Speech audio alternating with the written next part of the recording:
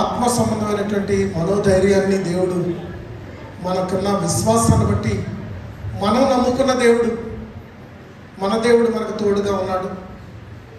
మరి దేవుని సన్నిధిలో అనేకమైన ఆశీర్వాదాలు ఉన్నాయి, దేవుని సన్నిధిలో అనేకమైన దీవెనలు ఉన్నాయి. అవి అనుభవించే వారంగా మనం ఉండాలి. దేవుని సన్నిధానాన్ని దేవుడు ఏర్పాటు చేశాడు. దేవుడు మనతో ఉంటానని వాగ్దానం చేశాడు. ఎక్కడైతే ఇద్దరు ముగ్గురు కూడుకుని ఉన్నారో వారి మధ్యలో ఉంటానని ఆయన సెలవిచ్చారు. అలాంటి దేవుడు మన మధ్యలోకి వచ్చినప్పుడు ఒక అధికారి వస్తేనే ఎంతో రెస్పెక్ట్గా ఉంటాం, మర్యాదగా ఉంటాం, క్రమంగా ఉంటాం. మహాదేవుడు మన మధ్యలోకి వస్తున్నప్పుడు మనం ఎంత భయభక్తులు కలిగి ఉండాలి. ఆయన మనల్ని ఆశీర్వదించి వెళ్తాడని తెలిసినప్పుడు, ఆయన మనల్ని పరిపూర్ణంగా దీవించి వెళ్తాడని తెలిసినప్పుడు మనం ఎంత జాగ్రత్త పడాలి, ఎంత బాధ్యతతో ఉండాలి, ఎంత ఆసక్తికరంగా ఉండాలి. దేవుని సన్నిధిలో ఉన్న విలువలను, ఒక అమూల్యమైన విలువను మీకు నేను తెలియచెప్పాలని గత 3 రోజుల క్రితమే నేను సిద్ధపడి ఈ ఆదివారం దేవుని సందేశాన్ని ఈ రకంగా అందించాలని నేను సిద్ధపడి ఉన్నాను. కనుక ఎన్ని అభ్యంతరాలు కలిగిన పరిస్థితులు, ఆటంకాలు ఎన్నొచ్చినా దేవుని యొక్క ఆశీర్వాదాన్ని మీకు ఇవ్వాలని నేను మీకు వాక్యాన్ని అందించాలని నిలబడి ఉన్నాను. కనుక మీరు ఆసక్తితో వినాలని కోరుతున్నాను. దేవుని సన్నిధి మనకి తగ్గింపు ఇచ్చే స్థలం. ఈరోజు నేను ఉపదేశిస్తున్న వాక్యం యొక్క ముఖ్య టైటిల్ ఏమని నేను పెట్టానంటే తగ్గింపు దొరికే స్థలము. తగ్గింపు దొరికే స్థలం. ఇశ్రాయేలు ప్రజలకు దేవాది దేవుడు చెప్తున్నాడు, ఆయన ఈ స్థలములో నేను ఉంటానని, దివారాత్రులు నా నేత్రములు ఈ స్థలమందు ఉంటుందని ఆయన దేవాలయం గురించి యెహోవా దేవుడు చెప్పినప్పుడు, ఈనాడు ప్రభువైన యేసుక్రీస్తు వారు సంఘాన్ని స్థాపించి ఆ సంఘము కొరకు ప్రాణాన్ని అర్పించి ఆ సంఘము కొరకు ఆయన సర్వస్వాన్ని త్యాగం చేసి ఈరోజు సంఘం కొరకు అదే మాటను ఆయన చెప్తా ఉన్నారు. మనకి మన జీవితంలో తగ్గింపు ఎంతో అవసరమై ఉన్నది. ఈ లోకంలో జీవిస్తున్నప్పుడు గర్విష్ఠులుగా బ్రతుకుతాం, అహంకారంతో బ్రతుకుతాం, అనేకుల్ని దూషిస్తాం, మన జోలికి వచ్చిన వాళ్ళు ఊరుకోం, మనల్ని అన్నవాళ్ళు ఊరుకోం, మనల్ని అనకపోయినా కూడా మనం అంటూ ఉంటాం. కానీ ఈ స్థలానికి వచ్చే వాళ్ళ జీవితంలో ఏముండాలి అని ఆలోచిస్తే, ఈ స్థలానికి వచ్చే వాళ్ళ జీవితంలో ఏం దొరుకుతుందని ఆలోచిస్తే ఇది తగ్గింపు దొరికే స్థలం. అంటే తను తాను తగ్గించుకున్నవాడు హెచ్చించబడు, అంటే హెచ్చింపు కూడా దొరికే స్థలం ఇది. తగ్గింపు జీవితాన్ని దేవుడు ఈ స్థలంలో అనుగ్రహించి మన జీవితాల్ని బహుగా హెచ్చిస్తాడు అని ఈరోజు మనం తెలుసుకోగలుగుదాం. 2వ దినవృత్తాంతాల గ్రంథము 7వ అధ్యాయము 14వ వచనం నుంచి చదువుదాం. దయచేసి ఎవరైతే స్పీడ్గా ఉన్నారో వారు దేవుని వాక్యాన్ని అందించండి. నా పేరు పెట్టబడిన నా జనులు తమ్మును తాము తగ్గించుకొని ప్రార్థన చేసి నన్ను వెదకి తమ చెడు మార్గములను విడిచిన ఆకాశం నుండి నేను వారి ప్రార్థనను విని వారి పాపమును క్షమించి వారి దేశమును స్వస్థపరచుదును. ఆయన ఎక్కడి నుంచి వింటాడట? ఆకాశమందు నుండి వింటాడు. ఆయన అంటాడు, ఎక్కడైతే 2 ముగ్గురు కూడుకున్నారో వారి మధ్యలో నేను ఉంటానన్నాడు. ఈరోజు ఆయన ఇక్కడుండే వింటున్నాడు. నేను ఉపదేశించే ఉపదేశాన్నైనా, నీ ప్రవర్తనైనా, నీ జీవితాన్నైనా, నా జీవితాన్నైనా ఆయన ఎక్కడుండే చూస్తున్నాడు. మన మధ్యలో ఉన్నటువంటి దేవునికి మనం ఏ రీతిగా సమాధానం చెప్పగలుగుతాం? మన మధ్యలో ఉన్నటువంటి దేవుడు ఆయన ఇశ్రాయేలు ప్రజలతో చెప్తున్నాడు, నా పేరు పెట్టబడిన జనులు తమ్ము తాము తగ్గించుకొని ప్రార్థన చేసి నన్ను వెతకి వారి చెడు మార్గంలో విడిచిన ఎడల ఆకాశం నుండి నేను వారి ప్రార్థన ఆలకించి వారిని స్వస్థపరచుదును. మన బ్రతుకులు బాగవుతాయి. ఈ స్థలంలో తగ్గింపు దొరుకుతుంది. దేవుడే చెప్తున్నాడు ఇశ్రాయేలు ప్రజలకు, మిమ్మల్ని మీరు తగ్గించుకున్నట్లయితే, మీకు తగ్గింపు దొరికే స్థలానికి మీరు వస్తే, ఈ స్థలంలో నుండి మీరు ప్రార్థన చేస్తే ఆకాశమున్న నేను ఆలకిస్తాను, ఆకాశము నుండి జవాబిస్తాను, మీ బ్రతుకులను బాగు చేస్తాను అని ఇశ్రాయేలు ప్రజలకు చెప్తున్నాడు. ఆయన చెప్తున్నటువంటి మాట 2వ దినవృత్తాంతాల గ్రంథం 33వ అధ్యాయం 10వ వచనం నుంచి 13వ వచనం దాకా మనం చూసినప్పుడు మనకు కనబడే విషయాలు అనేకన్నీ కనబడతా ఉంటాయి. 2వ దినవృత్తాంతాల గ్రంథం 33 10 నుంచి 13 వచనాలు. యెహోవా మనస్సేకును అతని జనులకును వర్తమానములు పంపినను వారు చెవి ఎక్కకపోయిరి. దేవుడు మనకిస్తున్న మాటకు మనం ఏం చేయాలట? చెవి ఎక్కాల. అక్కడ ఇశ్రాయేలు ప్రజలకు చెప్పాడు, మీరు చెవి ఎక్కండి, ఈ స్థలములకు రండి, ఈ స్థలములో మీకు నెమ్మది దొరుకుతుంది, ఈ స్థలములో మీ జీవితాలు తగ్గించబడతాయి, తగ్గింపు దొరుకుతుంది, మీరు ఎంతో నేర్చుకుంటారు, తగ్గింపు స్వభావం మీకు అలవర్చుకుంటారు, అప్పుడు మీరు హెచ్చించబడతారు, స్వస్థపరచబడతారు. సొలొమోనుకు దేవుడని యెహోవా చెప్తున్నాడు, ఇశ్రాయేలు ప్రజలతో చెప్పు. ఇశ్రాయేలుకి రాజుగా ఉన్న సొలొమోనుతో దేవుడు చెప్తున్నాడు, ఇశ్రాయేలు కాపరిగా నువ్వు ఉన్నావు కనుక, ఇశ్రాయేలు రాజుగా నువ్వు ఉన్నావు కనుక ఇశ్రాయేలు ప్రజలకు చెప్పు అని మొదటి మాటగా చెప్పాడు. ఇక రెండో మాట ఏంటంటే మనస్సేతోనూ అతని జనులతోనూ చెప్తున్నాడు. మనస్సేతోనూ అతని జనులతోనూ చెప్తున్నాడు. అనేక విషయాలు దేవుడు బయలుపరిచినప్పుడు మనస్సే అతని జనులు వినలేదు. రెండో మాటగానే చెప్తున్నాడు, మనస్సే అతని జనులు వినలేదు. తర్వాత చదవండి. కాబట్టి యెహోవా అష్షూరు రాజు యొక్క సైన్యాధిపతులను వారి మీదకి రప్పించాను. శ్రమ వచ్చేసింది. ఎందుకంటే మనస్సుతో ఉన్నటువంటి వారు యెహోవా మాట వినలేదు. ఈరోజు మనతో చెప్తున్న మాట, ఆనాడు ఇశ్రాయేలుతో చెప్పిన మాట ఒకటే, దేవుని సంఘముగా కొడుకొని ప్రియ దేవుని సంఘమా, నువ్వు దేవుని చిత్త ప్రకారంగా నడిచి నిన్ను తగ్గించుకుంటే దేవుడు నిన్ను హెచ్చిస్తాడు. ఇది తగ్గింపు దొరికే స్థలం. ఇక్కడ వాక్యం ఉపదేశించబడుతుంది, దైవ సందేశం బోధించబడుతుంది. దైవ సందేశాన్ని బట్టి నీ జీవితాన్ని మార్చుకో, నిన్ను తగ్గించుకో, నువ్వు హెచ్చించబడతావు. రెండోది ఏంటంటే ఇశ్రాయేలుతో చెప్తున్నాడు, మిమ్మల్ని నేను బాగు చేస్తాను, స్వస్థపరుస్తానని చెప్తా ఉన్నాడు. స్వస్థపరుస్తానని చెప్తున్నాడు. మనస్సేతో చెప్తున్నాడు, మీరు నా మాట వినండి. ఇశ్రాయేలుకి రాజుగా ఉన్నాడు మనస్సేతో చెప్తున్నాడు, మీరు నా మాట వినండి.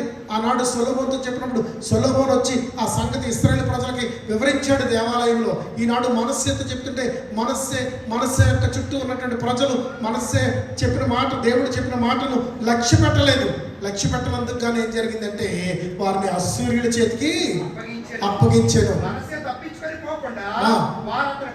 అతను పట్టుకొని గొలుసులతో బంధించి బబులోను దేశానికి తీసుకెళ్ళిపోరు. మనస్సేని గొప్ప శ్రమ కలిగింది దేవుని మాట వినకపోవడం వల్ల.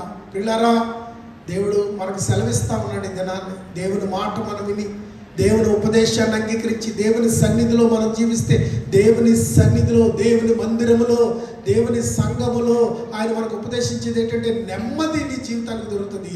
తద్వారా నీకు స్వస్థత దొరుకుతుంది, నీ బ్రతుకు బాగుపడుతుంది. అదే సొలొమోనుతో చెప్పాడు ఇశ్రాయేలుకి చెప్పమని. ఇశ్రాయేలు అందరూ ఆలకిస్తుండగా సొలొమోను సంగతి చెప్పాడు. అదే సంగతి మనస్సేతో చెప్తున్నాడు. రెండోసారి మనస్సే అక్కడ ఆ విషయాన్ని లక్ష్య పెట్టలేదు కనుక మనస్సేకి భయంకరమైన శ్రమ కలిగింది. ఆ శ్రమలో అతను గొలుసుల చేత బంధించబడి ఏడవబడి బబులోను దేశానికి తీసుకెళ్ళిపోయాడు. అయితే చదవండి తర్వాత, అతడు శ్రమలో ఉన్నప్పుడు తన దేవుడని యెహోవాను బ్రతిమాలుకొని, చూసారా దేవుని సన్నిధిలో ఏం దొరుకుతుందని చెప్పాను? చెప్పండి అందరూ చెప్పండి. దేవుని సన్నిధిలో ఏం కావాలో మనం ఈరోజు దేనికి వచ్చావు? నిన్ను తగ్గించుకుని వెళ్తే, ఏ స్థితిలోనైనా తగ్గింపు జీవితం నీకుంటే, తను తాను తగ్గించుకున్నవాడు హెచ్చించబడనని ప్రభు చెప్తున్నాడు. ఈ రోజుని తగ్గింపు జీవితాలు లేవు. దేవుని సన్నిధికి వస్తున్నారు కానీ, విశ్వాసులుగా బ్రతుకుతున్నారు కానీ, దేవుని బిడ్డలుగా ఉంటున్నారు కానీ తగ్గింపు జీవితాలు లేవు. తగ్గింపు ఉంటే సమస్యలు ఉండవు, తగ్గింపు ఉంటే గొడవలు ఉండవు, తగ్గింపు ఉంటే కోర్టులకు వెళ్ళవలసిన పని ఉండదు, తగ్గింపు ఉంటే భేదాలు ఉండవు, తగ్గింపు ఉంటే విరోధాలు ఉండవు, తగ్గింపు ఉంటే గొడవలు ఉండవు, విప్లవాలు ఉండవు. తగ్గింపు జీవితం క్రైస్తవ జీవితానికి ఒక ఆశీర్వాదకరమైన మెట్టు. ఆ తగ్గింపు దేవుని సన్నిధిలోనే దొరుకుతుంది. మనస్సే ఇప్పుడు ఏం చేశాడో తెలుసా? బబులోను దేశానికి వెళ్ళిపోయిన తర్వాత మహాశ్రమకు గురైపోయి దేవుని సన్నిధికి వచ్చాడు. దేవుని సన్నిధిలో ఏం చేస్తున్నాడు? దేవుణ్ణి బ్రతిమాలుకొని తన శ్రమలో ఉన్నప్పుడు తన దేవుడైన యెహోవాను బ్రతిమాలుకొని తన పితరుల దేవుని సన్నిధిని బహుగా తగ్గించుకొని ఆయనకు మొరపెట్టాడు. చూసారా, దేవుని సన్నిధికి వచ్చి తగ్గించుకుని దేవునికి మనస్సే మొరపెట్టాడు. అప్పుడు దాకా అతను భయంకర శ్రమలో ఉన్నాడు, కష్టం పాలయ్యాడు. శత్రువు చేతిలో అప్పగించబడ్డాడు, గొలుసుల చేత బంధించబడ్డాడు. దేవుని మాట వినకపోతే ప్రియులారా, ఈ లోకంలో మనం అనేక శ్రమల చేత బంధించబడతాం, అనేక కష్టాల చేత బంధించబడతాం, శత్రువు చేతికి అప్పగించబడతాం, శ్రమల పాలవుతాం. దేవుని సన్నిధిని ఉపదేశమును వినేవారుగా, దేవుని మందిరానికి వచ్చేవారుగా, దేవుని ఆరాధించేవారుగా, దేవుని కట్టడలను విధులను గైకొనేవారుగా, ఆయన వల్ల బాగుపరచబడేవారుగా, ఆయన వల్ల స్వస్థపరచబడేవారుగా మన జీవితాన్ని అలవర్చుకోవాల్సినటువంటి ప్రాముఖ్యత మనకుంది. ముఖ్యంగా అది గ్రహించాలి. ఈ మధ్యాహ్నం మీరు ఈ విషయాలన్నీ పక్కగా నమ్మకంగా విని గ్రహించాలి. ఒక గొప్ప తగ్గింపు స్వభావంతో, ఈరోజు విన్న వాక్యాన్ని బట్టి తగ్గింపు జీవితంతో అన్నిటినీ తాలుకుంటాను, అన్నిటినీ తట్టుకుంటాను అనే మనసుతో వెళ్తే నేను ప్రసంగించిన ప్రసంగానికి విలువ ఉంటుందని, ఆ పరిశుద్ధాత్మ దేవుడు మాట్లాడిన దానికి, ఆ పరిశుద్ధాత్మ దేవుడు బయలుపరిచిన దానికి ప్రతిఫలం ఉంటుందని నేను ఆశిస్తూ ఉన్నాను. మనస్సే ప్రార్థించిన తర్వాత ఏం జరిగింది? తను తాను బహుగా తగ్గించుకొని ఆయనకు మొరలెడగా ఆయన అతని విన్నపములను ఆలకించి, దేవుడు అతని విన్నపాలను ఆలకించి యెరూషలేమునకు అతని రాజ్యములోనికి అతని తిరిగి అతని చోటికి నెమ్మది. చూసారా ఏం కలిగింది? నెమ్మది కలిగింది. తను తగ్గించుకోవాలి. ఇశ్రాయేలు ప్రజలతో చెప్పాడు, మీరు నా జనులు మీరు తగ్గించుకుని నా సన్నిధిలో ప్రార్థిస్తే, మనస్సే వచ్చి శ్రమలో దేవుని సన్నిధిలోకి వచ్చి తగ్గించుకుని ప్రార్థిస్తే మనస్సేకి తిరిగి శాంతి దొరికింది. ప్రియులారా, మనస్సేకి తిరిగి శాంతి దొరికింది. శాంతి దొరకడంతో దేవుని సన్నిధిలో అతను సంతోషంగా వచ్చి మనస్సే తన జీవితంలో నెమ్మదిని పొందాడు. ఇక మూడవ సబ్జెక్ట్ చెప్తున్నాను మీకు. మూడోవాడు ఉజ్జియా, రెండోవాడు ఎవరు? మనస్సే. మూడోవాడు ఎవరు? మొదటివాడు ఎవడో? ఇశ్రాయేలు ప్రజలు. రెండోవాడు మనస్సే, మూడోవాడు ఉజ్జియా. 2వ దినవృత్తాంతాల గ్రంథము 26 అధ్యాయం 16 నుంచి 20 వచనాల వరకు చదువుదాం. దేవుని సన్నిధిలో ఎలా కనబడుతున్నాం, దేవుని సన్నిధిలో ఎలా ఉంటున్నాం, దేవుని సన్నిధిలో ఎలా జీవిస్తున్నాం అనేది ఆలోచించుకుని ఈరోజు మనం వెళ్తే దేవుని సన్నిధిలో నెమ్మదిని మనం పొందుతాం, దేవుని సన్నిధిలో హెచ్చించబడతాం, దేవుని సన్నిధిలో స్వస్థపరచబడతాం, బాగు చేయబడతాం. దేవుని సన్నిధిలో మంచి తగ్గింపు స్వభావాన్ని మనం సంతరించుకుని వెళ్తాం. చదవండి. అయితే అతడు స్థిరపడిన తర్వాత అతడు మనసును ఏం చేశాడట? కొంతమంది దేవుని మందిరానికి వస్తారు, పరిస్థితులు బాగు చేసుకుంటారు, సమస్యలు చక్కబెట్టుకుంటారు, బాగుపరచబడతారు. కొంతమంది రోగులైతే స్వస్థపరచబడతారు. స్వస్థపరచబడిన తర్వాత, బాగుపరచబడిన తర్వాత మనసులో ఏమొస్తుంది? తగ్గింపు పోయి ఏమొస్తుంది? గర్వం వస్తుంది.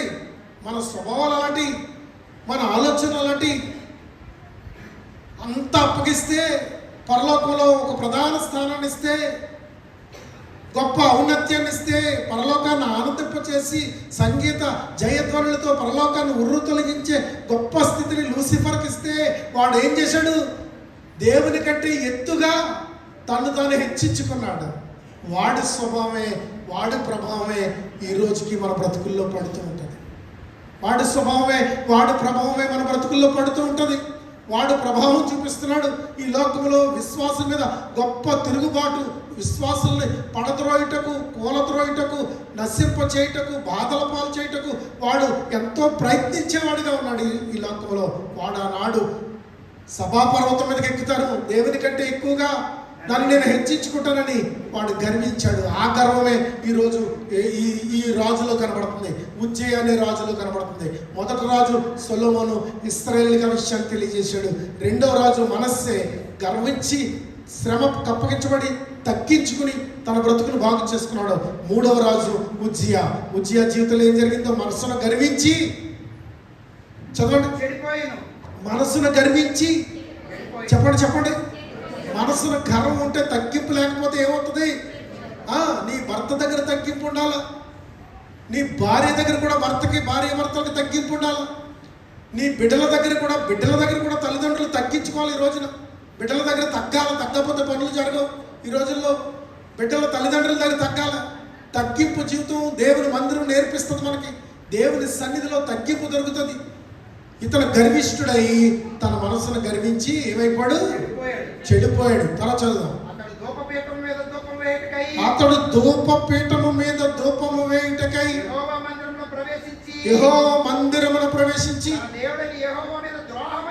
తన దేవుడైన యెహోవా మీద చేయగా దేవుని మందిరంలోకి వచ్చి కూడా ద్రోహముగా ప్రవర్తించే వాళ్ళు ఉన్నారు. కొంతమంది సెల్లాలు చూస్తూ ఉంటారు, కొంతమంది అయ్యి మాట్లాడుకుంటూ ఉంటారు, కొంతమంది మెసేజ్లు పంపుకుంటూ ఉంటారు, కొంతమంది అనాలోచనగా ఉంటారు, కొంతమంది బైబిల్ పఠనం చేయరు, ఉపదేశకుడు ఉపదేశం వినరు, వాళ్ళ సొంత కార్యాలు మందిరంలో కూర్చొని కూడా చేసే వాళ్ళు ఉన్నారు ఈ రోజుల్లో. యవనస్తుల్లో బాగా చెడిపోయింది, ఇలాంటి తత్వం బాగా పెరిగిపోయింది. దేవుని సన్నిధిలో ఉన్నామనే భయము కూడా లేకుండా ప్రవర్తిస్తూ ఉంటారు. సండే స్కూల్ పిల్లలు ఉన్నారు, ఇందాక ఇక్కడ కూర్చుని సండే స్కూల్ చెప్పి ఆయన కాకినాడలో ఉన్నాడు కొన్ని పరిస్థితులు బట్టి. అయితే మరి ఒక బాబు ఇక్కడ సండే స్కూల్ నడిపిస్తూ ఉన్నాడు. నేను సీసీ ఫుటేజ్లో చూస్తున్నాను కింద ఉండి వీళ్ళు ఏం చేస్తున్నారు పైన. అందులో బాబు ఉన్నాడు. ఆ బాబు ఏం చేస్తున్నాడంటే చాలా అల్లరి చేస్తున్నాడు. లోపడ్డం లేదు, ఒక చోట కూర్చోవడం లేదు, కూర్చున్న వాళ్ళు కూర్చోనివ్వలేదు, ఆడు కూర్చుంటలేదు, ఆ సండే స్కూల్ చెప్పే ఆయనకి సపోర్ట్ చేయడం లేదు. అలాగ అల్లరి చేస్తానే ఉన్నాడు. నేను ఇంచుమించి అరగంట సేపు చూశాను. ఒరే పలానా షర్టోడు ఎవడరా అని అడిగాను పైకి రాగానే, కిందకి రాగానే. ఎవరంటే పలానా కుర్రోడు అన్నాడు. అయ్యో ఆడికి చెప్పాలి అయితే దేవుని సన్నిధిలో ఎలా ఉండకూడదని. దేవుని సన్నిధిలో కొన్ని ప్రవర్తనలు తగదు, శాపం వస్తుంది ప్రియులరా, నాశనం వస్తుంది. దేవుని సన్నిధిలో కొన్ని ప్రవర్తనలు తగదు, కొన్ని క్రియలు తగవు, కొన్ని కార్యాలు తగవు. ఇక్కడ ఉజ్జయ దేవుని సన్నిధిలో ఏం చేస్తున్నాడంటే గర్వించాడు, తగ్గింపు లేదు, గర్వించాడు. ధూపవేదిక దగ్గరికి వెళ్ళిపోయాడు. ఏం చేస్తున్నాడు అక్కడ? తన దేవుడైన యెహోవా మీద ద్రోహం చేయగా యాజకుడైన అజర్యాయు అతనితో ధైర్యవంతులైన యెహోవా యాజకులు 80 మంది అతని వెంబడి లోపలికి పోయి ఒక రాజు వెనకాల 80 మంది పరిగెట్టారు. చూసారా? యాజకులు పరిగెట్టారు. యాజకులను పరిగెత్తిస్తున్నాడు. చక్రవర్తులని అహంకారం, రాజులని అహంకారం. రాజు ఉండే పరిధి వేరు, యాజకుడు ఉండే పరిధి వేరు. దేవాలయంలో ఆనాటి దేవాలయంలో పరిధులు ఉన్నాయి. ఈరోజు కూడా ఇక్కడ వేరియేషన్ కనబడుతుంది. మీరు కూర్చునే స్థలము వేరు, ఉపదేశకుడు బోధించే స్థలము వేరు. అయితే ఇందులో ప్రత్యేకత ఈనాడు ప్రభు ఈ కాలం నాటికి నూతన నిబంధనల నాటికి దీన్ని తీసేసిన ఉపదేశం ఉండే స్థలంలో ఉపదేశం జరుగుతున్నప్పుడు నేను వచ్చి ఇక్కడ నిలబడతానంటే కుదరదు. ఉపదేశం జరుగుతుండగా నేను వచ్చి పైన కూర్చుంటానంటే కుదరదు. ఎక్కడుండేవాళ్ళు అక్కడే ఉండాలా. చక్రవర్తి వచ్చాడు, చక్రవర్తి అయితే ఏ స్థానంలో ఉండాలో ఆ స్థానం అతనికి ఉంది. అక్కడ అతని స్థానం తప్పి ఏం చేస్తున్నాడంటే యాజకులు ఉండే చోట్లకి వెళ్ళిపోతున్నాడు. వెళ్ళిపోతుంటే వెనకాల 80 మంది యాజకులు పరుగున అతను వెంబడి పరిగెత్తుకొచ్చారు. వారు రాజైన ఉజ్జియా, రాజును ఎవరు ఎదిరించరు? రాజును ఎదిరిస్తే మరణ శాసనమే. రాజును ఎదిరించే ధైర్యం ఎవరికి లేదు. కానీ రాజైన ఉజ్జియాను ఎదిరించి ఉజ్జియా యెహోవాకు ధూపము వేయుట, ధూపము వేయుటకై ప్రతిష్ఠించబడిన అహరోను సంతతి వారైన యాజకులు పనియే కానీ నీ పని కాదు. బయటికి పొమ్ము, నువ్వు ద్రోహం చేసి ఉన్నావు అని యాజకుడు చెప్పాడు. యాజకుడు ఎప్పుడైనా ఏదైనా చెప్పగల సమర్థులు, ఎందుకంటే తనకు దేవుడు నియమించిన కట్టడలు ఉన్నాయి. ఈరోజు దైవజనుడు దేవుని వాక్యాన్ని ఉపదేశిస్తూ నీ మానసిక స్థితిని, నీ శారీరక స్థితిని, నీ ప్రవర్తనను ఖండించగల సమర్థుడు. ఆ సమర్థత దేవుడు ఉపదేశకుడికి ఇచ్చాడు. ఎందుకంటే ఉపదేశించేవాడు ఖండించుటకు, బుద్ధి చెప్పుటకు, నీతి యందు శిక్షించుటకు ప్రయోజనకరమైన ఉన్నదని పరిశుద్ధాత్మ దేవుడు బోధిస్తూ ఉన్నాడు. ప్రయోజనకరమైన స్థితిని నీ జీవితంలో కలిగించినందుకు దైవజనుడు ఖండిస్తాడు, బుద్ధి చెప్తాడు.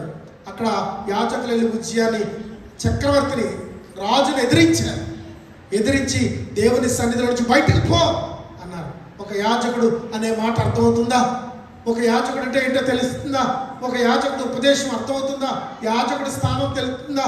ఈ రాజు కళ్ళు మూసుకుపోయి, ఈ రాజుకు తెలియడం లేదు, ఇతను గర్విష్ఠుడైపోయాడు. వ్యతిరేకమైన స్వభావంతో, అహంకారంతో, తగ్గింపు లేకుండా దేవుని మందిరంలో తను ఎక్కడ ఉండాలో తన స్థానము తెలియక, ఈ రోజున కూడా చాలా మందికి స్థానం తెలియదు. ఎక్కడ ఉండాలో, ఎలా ప్రవర్తించాలో, ఎలా చేయాలో గర్వించి తిరుగుతూ ఉంటారు. ఉపదేశకుడితో నాకు లెక్కటి, నా ఇష్టం వచ్చిన పని నేను ఇక్కడ చేసుకుంటాను అంటూ ఉంటారు.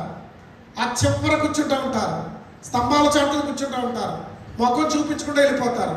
ఆరాధనకు వచ్చిన తర్వాత అయ్యో కలిసి ఒక వందనం చెప్పి వెళ్దాం అనే భావం కూడా ఉండదు.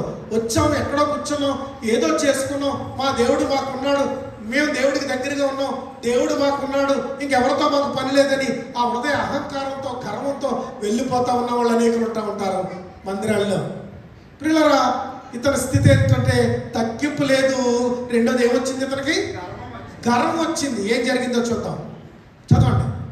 దేవుడైన యెహోవా సన్నిధిని నీకు ఘనత కలగజేయదని చెప్పగా, ఈ ప్రవర్తన నీకు ఘనత కలగజేయదు, ఇలాంటి ప్రవర్తన నిన్ను ఘనపరచదు. సొలొమోనుతో చెప్పాడు, ఇశ్రాయేలులారా, మిమ్మల్ని మీరు తగ్గించుకుని, మీ మనసులో మీరు తగ్గించుకుని దేవుని సన్నిధికి వచ్చి, దేవుని సన్నిధిలో మిమ్మల్ని మీరు తగ్గించుకొని దేవుని సన్నిధిలో వేడుకుంటే మీ మొరలన్నీ దేవుడు ఆకాశం నుండి మిమ్మల్ని స్వస్థపరుస్తాడు. మనస్సేతో చెప్పాడు, మనస్సే మీరు నా మాట వినండి అన్నాడు. మనస్సే వినకపోవడం వల్ల మనస్సే తనతో ఉన్నవారు అప్పగించబడి శత్రువుల చేతిలో ఉన్నప్పుడు మనస్సే దేవుని మాటలు జ్ఞాపకం చేసుకుని దేవుని సన్నిధిలో తగ్గించుకుని ప్రార్థన చేసినప్పుడు మనస్సే స్థితిని విడిపించాడు. ఈరోజు ఇక్కడ ఉన్నటువంటి ఉజ్జయ విషయంలో ఇతడు గర్విష్ఠుడై తగ్గింపు లేకుండా ఉపదేశించినా కానీ, యాజకులు అడ్డుకున్నా కానీ తను చేయవలసిన పని తాను చేశాడు. చేస్తున్నప్పుడు ఏం జరిగింది? చెప్తున్నా కానీ కొంతమంది చెప్తున్న లక్ష్య పెట్టరండి, చెప్తున్న లక్ష్య పెట్టరు, కొంతమంది లక్ష్య పెట్టరు. దేవుడు అంటే ఏంటో చాలా తేలిగ్గా చూస్తారు, దైవజనుడు అంటే ఏంటో చాలా చులకనగా చూస్తారు, ఉపదేశం అంటే ఏంటో, ఉపదేశం జరుగుతున్న స్థలంలో ఎలా ప్రవర్తించాలో. యెహోవా మందిరానికి పోయినప్పుడు నీ ప్రవర్తన జాగ్రత్తగా చూసుకో. అది ఆశీర్వదించబడే స్థలము, ప్రార్థనలు ఆలకించే స్థలము, స్వస్థపరిచే స్థలము, నెమ్మదినిచ్చే స్థలము, మరి తగ్గింపిచ్చే స్థలము, నీ జీవితాన్ని స్థిరపరిచే స్థలము దేవుని సన్నిధి అంటే, దేవుని సంఘం అంటే, దేవుని మందిరం అంటే. వీటికి ప్రాధాన్యతలు ఇచ్చాడు. అయితే అతడు అక్కడ ఏం చేశాడో తెలుసా? ధూపము వేయుటకై ధూపార్తిని చేత పట్టుకొని రౌద్రుడై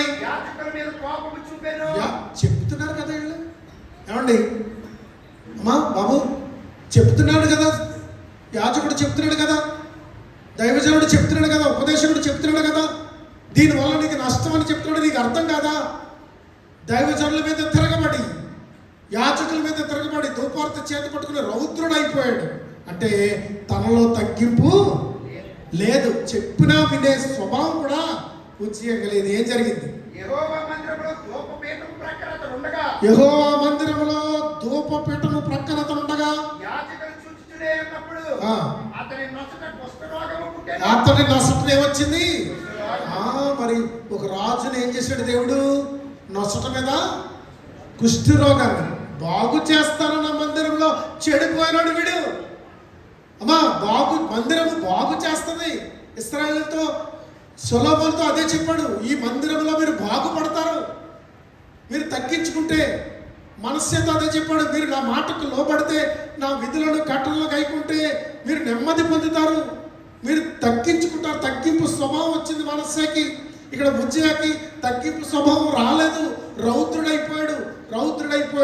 లోబడే స్వభావం లేదు. దేవుని సన్నిధిలోకి వచ్చినాడు బాగుపడాలి కానీ, దేవుని సన్నిధిలోకి వచ్చినాడు దీవించబడాలి కానీ, దేవుని సన్నిధిలోకి వచ్చినాడు ఆశీర్వదించబడాలి కానీ. గత వారం మీకు చెప్పాను నేను, దావీదు ఎలాగ ఆశీర్వదించబడ్డాడో, ఆశీర్వదించబడడానికి ఎన్ని మెట్లెక్కాడో దావీదు మీకు గతంలో చెప్పాను నేను. ఈ వారం నేను చెప్పబోతున్నది ఏంటంటే, దేవుని మందిరము ఆశీర్వదించి పంపించేది తప్ప కానీ, ఇక్కడ వీడు దేవుని మందిరంలోని ఏమైపోయాడు? కుష్ఠరోగి అయిపోయాడు. ఉజ్జియా మహారాజు ఏమైపోయాడు? కుష్ఠరోగి అయిపోయాడు. అతను నొసట మీద కుష్ఠరోగం వచ్చింది. యాజకులు చూశారు. ఏం జరిగింది చదవండి. చూడగా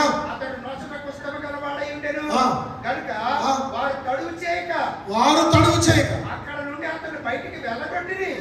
అక్కడ నుండి అతను ఏం చేశారు? దేవుని మందిరములో నుంచి బయటికి వెళ్ళగొట్టబడే ప్రవర్తన నాలో ఉందేమో చూసుకోవాలి.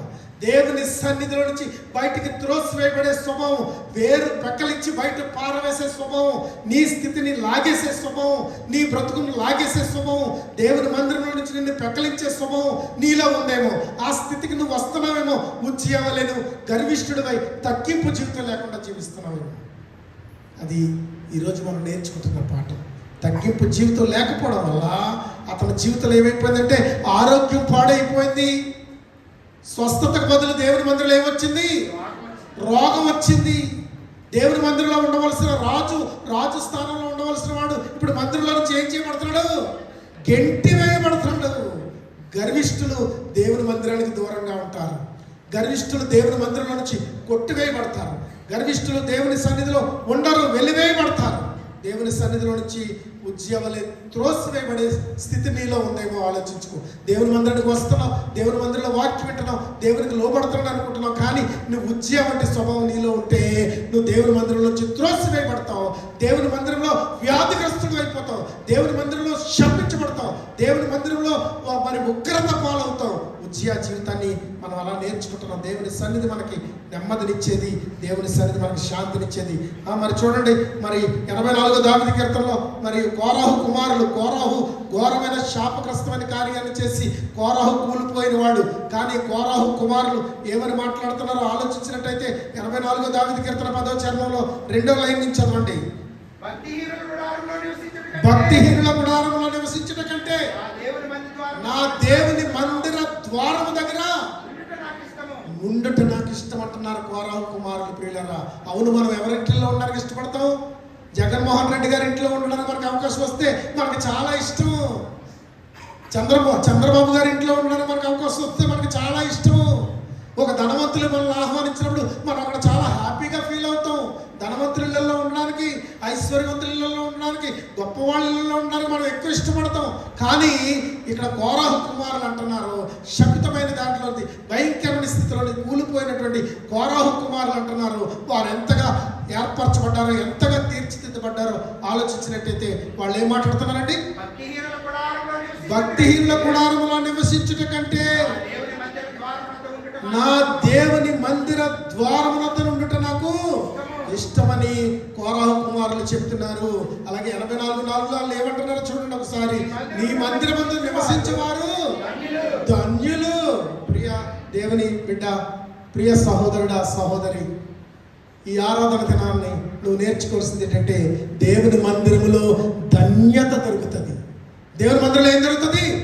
ధన్యత దొరుకుతుంది. దేవుని మందిరమే ధన్యత ఇచ్చేది, నెమ్మది ఇచ్చేది, తగ్గింపు ఇచ్చేది, స్వస్థత ఇచ్చేది, ఆశీర్వాదం ఇచ్చేది. నువ్వు ఆశీర్వాదించబడడానికి ఇక్కడ పిలువబడ్డావు, నెమ్మది నొందడానికి ఇక్కడ పిలువబడ్డావు.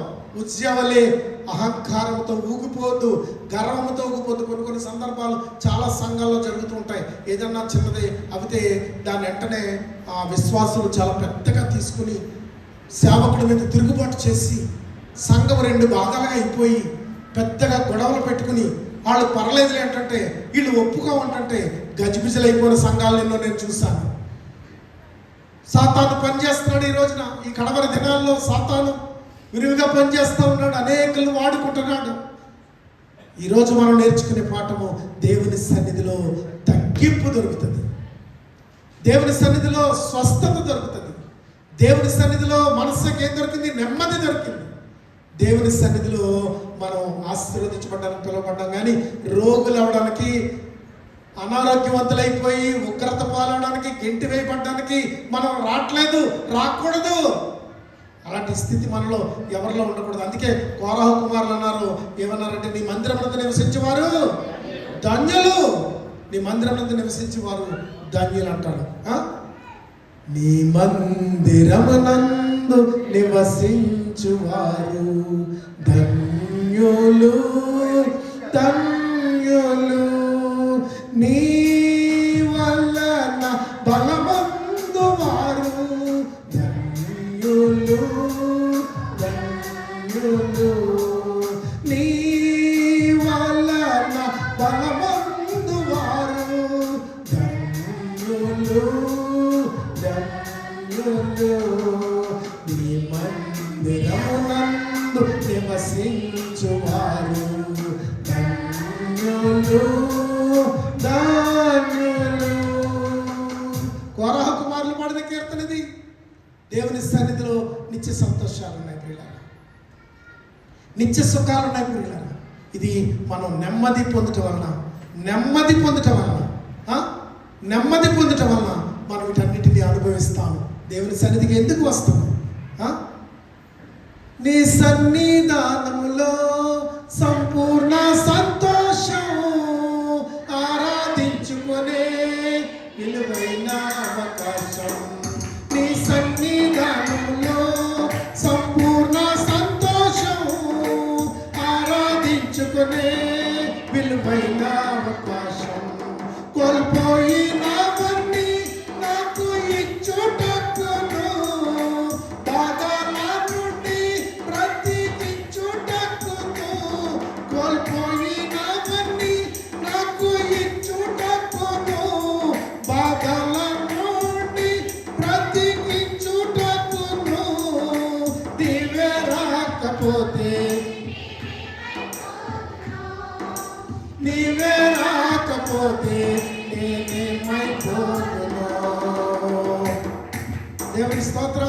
ఈ లోకానికి వచ్చాడు, మన కొరకే వచ్చాడు, మనకి ఈ భాగ్యాన్ని ఇచ్చాడు. ఆరాధించుకునే అవకాశం ఆయన సన్నిధానంలో, ఆశీర్వదించబడే అవకాశం ఆయన సన్నిధానంలో, నెమ్మది నొందే అవకాశం ఆయన సన్నిధానంలో, ఆశీర్వదించబడే అవకాశం ఆయన సన్నిధానంలో, మరి తగ్గింపు అవకాశాన్ని మనకిస్తున్నాడు. తగ్గింపు జీవితాన్ని దేవుడు మనకిస్తున్నాడు. ఆయన సన్నిధిలో దొరికేవి ఇంకా అనేకమైనవి ఉన్నాయి. నేను అనేక సార్లు మీతో మాట్లాడతాను. మన జీవితం ఎలా ఉన్నప్పటికీ, మనం ఏ శ్రమలో ఉన్నప్పుడు, నేను చాలా కుటుంబాల దగ్గరికి వెళ్ళాను.